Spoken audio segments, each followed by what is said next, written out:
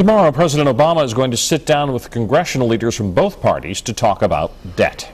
Now, the U.S. is approaching its limit as to how much money it can borrow, and if lawmakers don't reach an agreement soon, it could spell trouble. Fox 10 News reporter John Rogers shows us what the debt limit could mean to you. If you've ever used a credit card, then you're familiar with debt limits. It's the limited amount of money you're allowed to borrow from your credit card company. The same can be said for our country. Congress passed a law stating that our debt limit can only reach $14.3 trillion. That's a lot of zeros. Here's an example of what $14 trillion could buy. You could purchase roughly 52 million new homes, or give $47,000 to every man, woman, and child in the U.S. Or with $14 trillion, you can book an appearance with yours truly.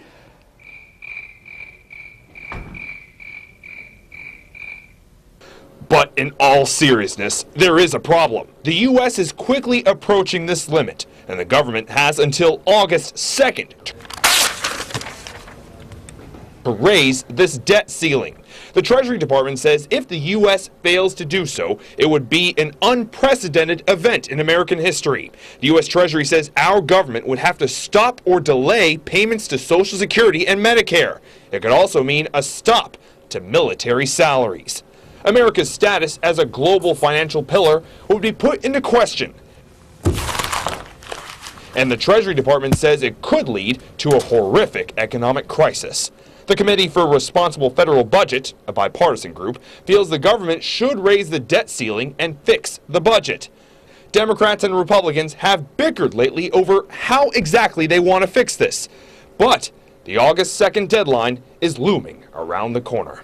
Reporting in Mobile, John Rogers, Fox 10 News. The president wants to reduce the deficit in part through new tax revenue raised by closing loopholes and tax subsidies, but Republicans oppose measures that raise taxes.